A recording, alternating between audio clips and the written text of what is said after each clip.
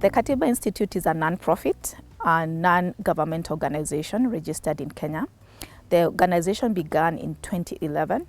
It was co-founded by Professor Zeyashpal Gai and Jill Cottrell Gai, and the former immediate executive director of Katiba Institute, that is Waikwa Wanyoike.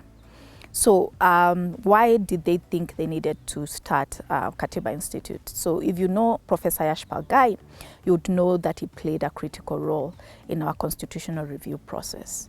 And having come up with this product through the Constitutional Conference in Bomas and all that, and the processes that followed, he was convinced that we have one of the best constitutions in the world, with a great Bill of Rights, one of the longest in the world.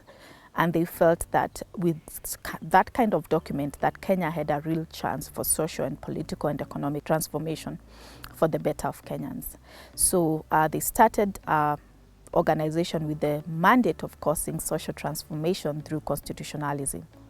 So the Katiba Institute in the last several months, about 6 months, has been running a project titled Promotion of Good Governance Through Control of Power. And control of power, we mean control of presidential terms of limits. The reason why we are doing this project at this time is because in the recent past, there have been instances in Africa and even beyond Africa, you would say, whereby there have been changes to presidential term limits that allow either for governance for life, that somebody can be a president for life, or that means that age limits for presidential candidates have been removed, so that somebody can run for president at any particular age. So the problem with that is that it can lead to impunity, abuse of power, violations of human rights. And so we felt that this was a critical moment to start discussions within us, especially within the East African region, on the importance of control of power. And especially because 3 countries in the East African region have also had similar instances on issues to do with control of power.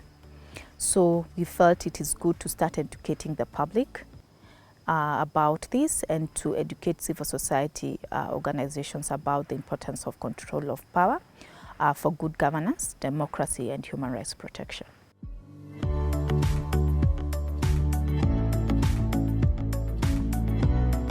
One of the factors that we are looking at today is the role of the president. And of course, in most countries, we do have presidents, but the role of the president is very clearly defined in constitutions. I don't think many constitutions that African leaders wrote occupied much with the question of the role of the president. They just assumed that he would have absolute powers, as Jomo Kenyatta is a very good example, and in other countries too. And then I think half a century later, when the whole colonial thing collapsed and the conflict between Russia and the United States, that kind of a war came to an end, there was a big move globally towards democracy. And Kenyan governments of African countries were under great pressure from the West to reorganize their constitutions. To some extent, we still have bits of that constitution post-World War period. Even not the identical one, but with sufficient elements that marked a democratic system. Many countries, of course, as part of independence, had the British sort of type, European type of type, where we would have a a head of state, sometimes called president, sometimes something different, and that person was largely, not entirely, but largely ceremonial, filling the place of the queen or whatever. And then under that will be the real government, and that government would be headed by the president. Immediately after independence, they were called prime ministers, very much following a different kind of democracy. But most countries in Africa very quickly abandoned the idea of a parliamentary prime minister and shifted to the presidency. I would say in most countries in Africa, certainly in our neighbors, we have very much a presidential system, and we accept it. Of course, under both kinds of systems, there is an important role for political parties. And the question is, what kind of a role do political parties play? Because political parties, of course, are very much, or the presidency is very much linked to political parties. And so the two are really quite connected. And so far, what has happened, or happened to begin with, was that even in the system of the presidency, that the president would have a term, 4 or 5 years, depending on the country. And then after that, they would have to have new elections. And in some countries, partly following the US example, for example, that the person who becomes the head of the government would have one term, 4 or 5 years. Elections for parliament, for presidency would take place again. And in most countries, the retiring president had one more office, one more term. So about 2 years would probably be the limit for a president. And this is somewhat like the United States now. And but what has happened, and so I think if you look at all constitutions of recent years, which on the whole are democratic constitutions, we find that the presidents have at the most 2 years of office by the constitution. But if you look at the person as a president in African countries, or some Asian countries too, to some extent, that the same person has been president for a number of years. And so how does that happen? Well, in some cases, of course, the constitution may have been changed, removing the 2-term limits, and in some cases they have more or less essentially moved to authoritarian regimes. They may still have a constitution which looks like democratic, but really, I mean, you look at so many countries that one can point to, which are truly not democratic countries. And so there you have our friends across across from us in Uganda, and now occasionally it looks like Tanzania, the direction is moving that way. Certainly southern bits of southern Africa. You have people who have been president for many years now, beyond, and how they have done that. And so, if they strictly followed the Constitution, at least after the great wars and so on, you would notice about maximum about two terms. Though there are some countries which have only, not so much in Africa but elsewhere, which have, we have not really discussed this in Africa very much, that you have only one term, but you have 6 years or 7 years, so that at least you have enough time to develop a policy, to implement it, and 4 or 5 years may be too short for that, but then you have only one term. Think about Tunisia, Libya, Egypt, Yemen, and in some ways Iraq and Syria. Syria less so. All countries that have been plunged into major internal disputes, some cases, Syria particularly and Yemen, amounting to civil war. The only one that managed this process peacefully was Tunisia. And Libya is still involved in a civil war. Why? Well, to a very considerable extent, because the heads of state in those countries, the presidents, had been there for a very long time, and people became convinced that they weren't going to be able to get rid of them by other means, and therefore there was some form of uprising, some of it violent, some of it of course backed by foreign powers.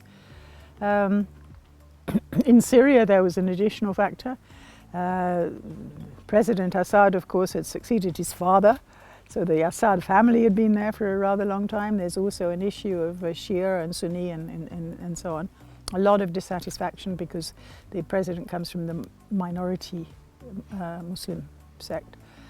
But in other words, if people get stuck in a position for decades, then sometimes the populace feels the only way to get rid of them is by some sort of uprising, or maybe through a coup or something like that. Something which is, from looking at the experience of those countries, again with the exception of Tunisia, a related problem, that there doesn't seem any widely acceptable successor. You get rid of your dictator, but the thing about having a dictator, or somebody, it doesn't have to be, in theory, not a dictator, but that's another problem. We'll come back to that in a moment. But the person who's been there for a very long time, they don't groom successors. So when they're suddenly removed, then there's a huge fight over who's going to take over. And so that's part of the problem. The second one comes back to this word dictator. In theory, there should be absolutely no reason why a person who's in office for a very long time should be a dictator.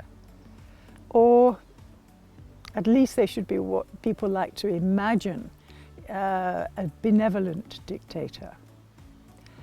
But benevolent dictators are very few and far between. And this is because of power corrupting. To remain in office in this way, you must have such an enormous belief in your own capacities and the lack of capacities of anybody else, that you'll get to be convinced that whatever you want is right. You will end up with fewer people advising you. You'll become intolerant of dissent because they're interfering with your vision of what you are doing. It is very, very hard to think of people who've been in office for a very long time, and people say, but he's just doing such a wonderful job. It doesn't seem to work out like that.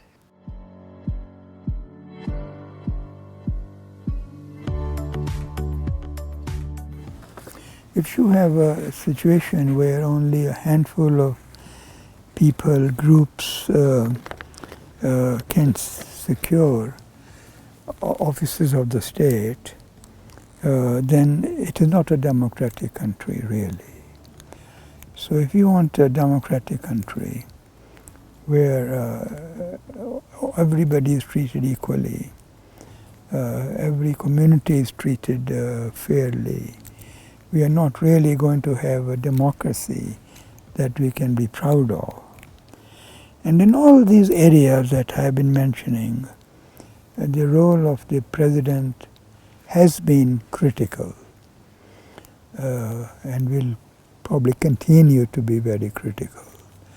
So because the role of the president is so crucial in the way the country is fashioned and democracy is exercised, that we have to pay very close attention to how do we secure a president, how is it fair process, how does it also represent interests of the people as a whole, not tribe as a role. And I think myself that one of the most important issues about the election of the presidency is precisely these broader questions. Because the president inevitably is going to have a lot of powers. We could try within the Constitution to make the president's decision-making more democratic than perhaps it is. And there are ways of doing that. But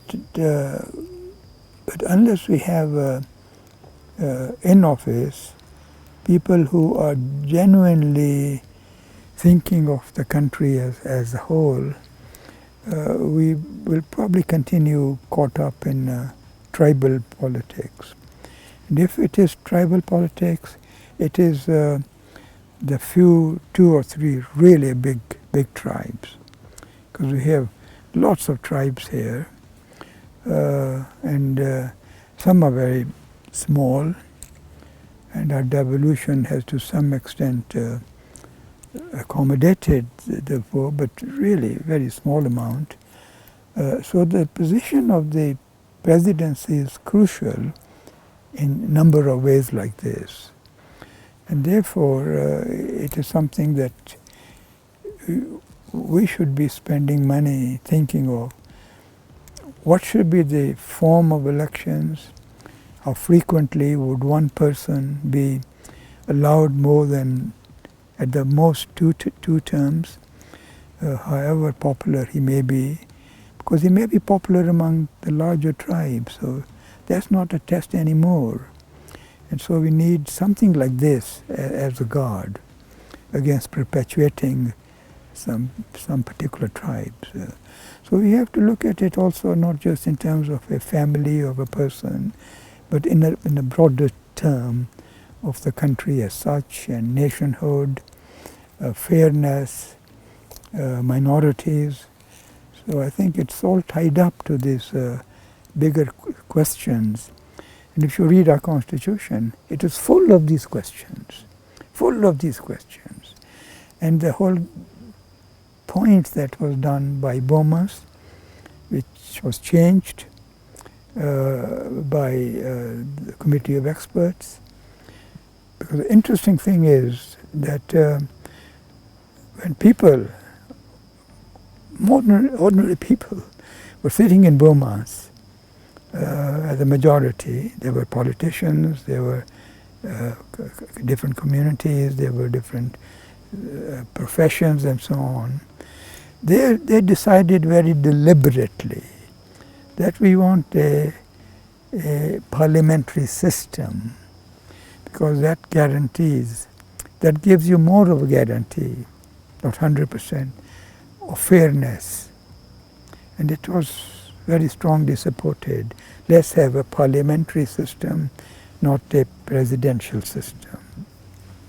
It went on right up to the end, and then the politicians went to Naivasha with a committee of experts, and there, sitting there with the draft constitution, which had a parliamentary system, therefore not a presidential system we have now, had been accepted by, I would say, 80% of Kenyans, was by few politicians taken away.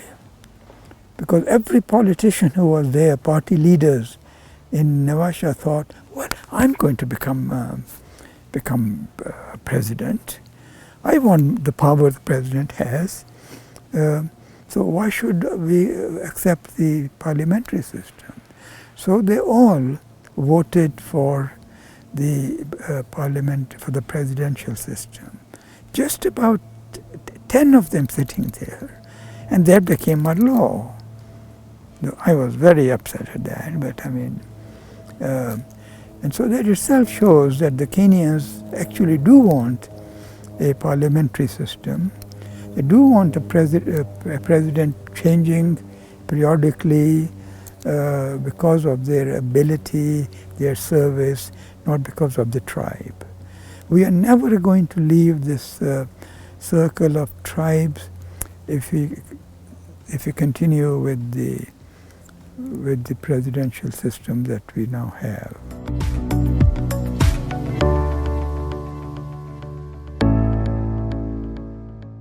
A parliamentary party is always looking out for the next leader.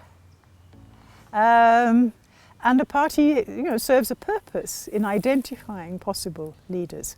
Indeed, another thing about a parliamentary system is very common, I think, is that since normally ministers are members of parliament, and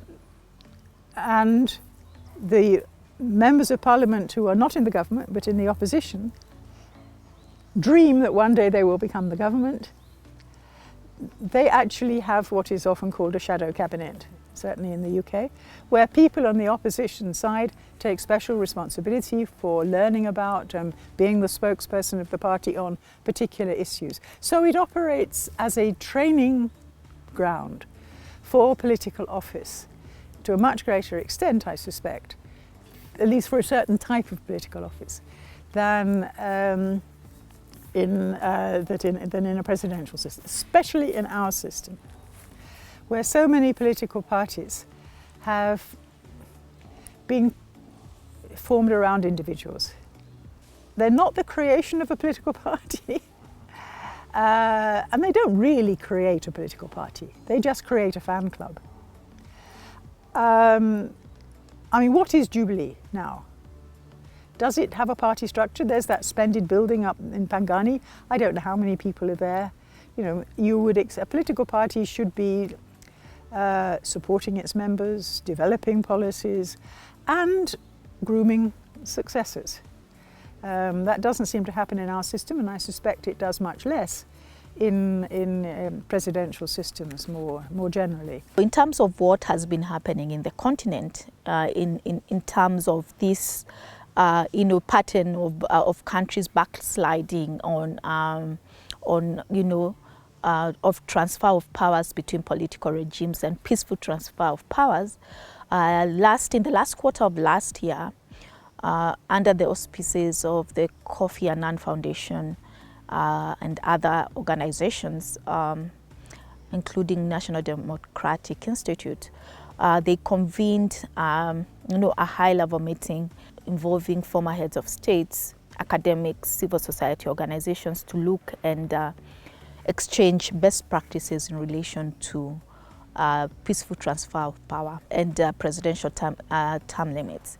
And from that meeting, they declared a document known as the Niamey Declaration on Constitutionalism and peaceful transfer of power and presidential term limits, advocating for exactly what that title says, peaceful transfer of power and presidential term limits. It's depressing to see how frequently around the world, referendums actually endorse a change of the constitution in order to allow somebody to remain in office. And I think the only thing that civil society can really do is to educate people about this, the importance of this topic. You know, we've seen something rather similar here recently, which is the takeover of Nairobi by the national government. People have got so fed up with Sonko that they welcomed this. And now we have, to my mind, an unconstitutional arrangement, because I do not believe they had the power to do what they did. And people don't care that it was unconstitutional and against the rule of law. And so it actually takes an awful lot of sophistication in some ways to realize that just because you like the result of something that has been achieved by illegitimate means doesn't mean that you should overlook the illegitimacy of the means. Next time round, you may not like the result of not following the law. It's a bit like people who sort of celebrate when they get the court decision they want, regardless of whether or not the reasoning was actually right. Actually, the rule of law is important, because at the end of the day, it's the thing that's most fair to everybody. And if you don't respect the rule of law in one respect, why should you respect it in another? And also, I think there are very few examples around the world that you could look to and say, term limits don't matter. Let the person remain there forever. You know, the examples are not very encouraging. Obviously, Museveni is an example. Kagame is a bit different. It at least seems to be running a country that operates well, but is extremely intolerant of dissent to extreme to an extreme degree. But people, it's very hard, I know, to convince people beyond the immediate situation that something they think seems like a good idea at the time may not be a good idea in 10 years' time, for example.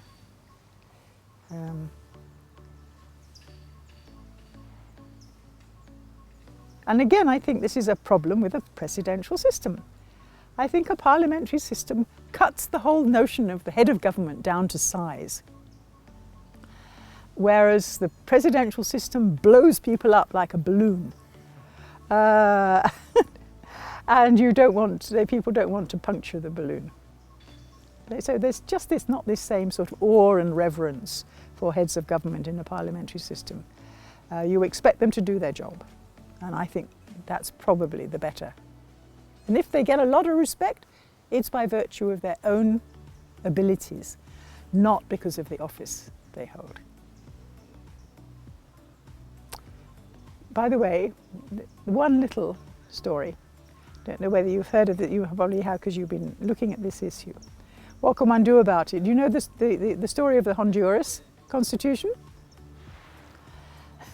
In the Constitution of Honduras, in the Caribbean, there was not only a term limit, but it said that anybody who was holding the office and set out to change the term limit automatically lost his office.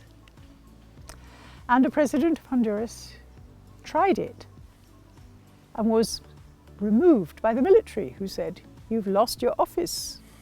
The poison pill they call it, right? You do something and an automatic consequence follows, and he was removed. I'm not sure I would recommend it, but it's a very interesting and ingenious device.